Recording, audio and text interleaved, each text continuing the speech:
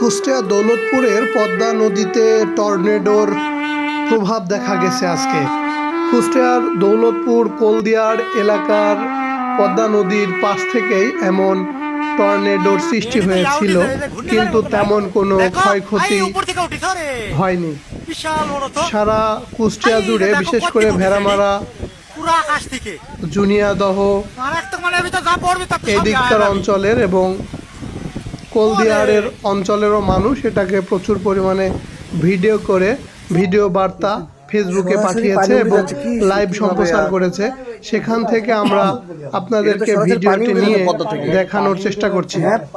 প্রায় 10 মিনিট মতো ছিল এই টর্নেডো সিস্টেমটি। অনেকে ঘূর্ণিঝড় বলছিল, অনেকে বানুড়ি, অনেকে টর্নেডো, বিভিন্নজন বিভিন্ন নামে আখ্যায়িত করছিল। যদিও বাংলাদেশে এমন বিরল, এমন তা খুব কম দেখা যায়, তবে এটা বাহির রাষ্ট্রে প্রচুর পরিমাণে হয়। এসব রাষ্ট্রে, জাপান, এসব রাষ্ট্রে প্রচুর পরিমাণে টর্নেডো হয়, এটা আমরা দেখে থাকি। কিন্তু বাংলাদেশে না হওয়ার কারণে মানুষ কিন্তু একটু হিমশিম খেয়ে যায় যে আসলে কি হচ্ছে, এগুলো কি হতে যাচ্ছে এরকম।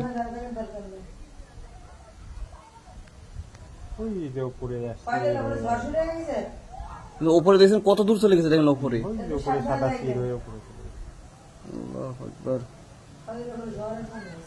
এগুলো পৃথিবী ধ্বংস হওয়ার লক্ষণ এগুলো দেখছেন। হ্যাঁ, আমার ভালোভাবে উঠে যাচ্ছে মোবাইলে।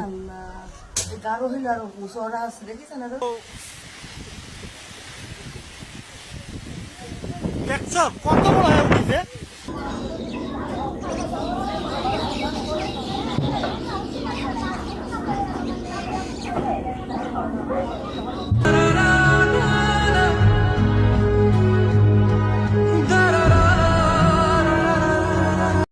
এই যে হাতি সুর দেখেন, কে কার দেখেননি দেখিলেন।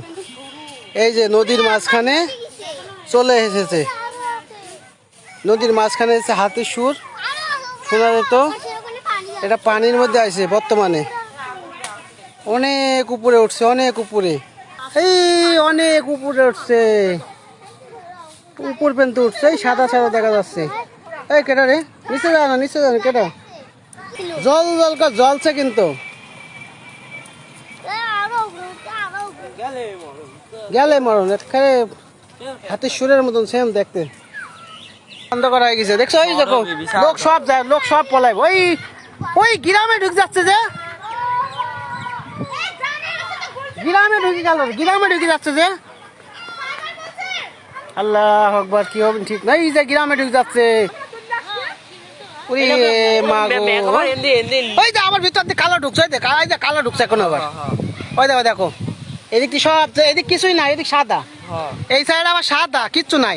এই যে এখান থেকে শুরু হয়েছে, এই যে দেখো, ওই কত দূর উঠে গেছে রে বাবা, রে বাবা। কোলদিয়ারে দেখা যাচ্ছে, এটা কোলদিয়ার পর্যন্ত, কোলদিয়ার থেকে দেখা যাচ্ছে। ওটা এখন বর্তমানে স্বাভাবিক চলে আসছে প্রায়। আগেও কিন্তু এরকম হয়েছিল, যে এলোমেলো হতে হতে ওইদিক গেছে। তো অনেক বৃষ্টি লাগছে, এখন পানি হচ্ছে, ওটাও মিলছে অবশ্যই, মিলে যাওয়ার কাছাকাছি প্রায়। এটা কিন্তু গ্রাম।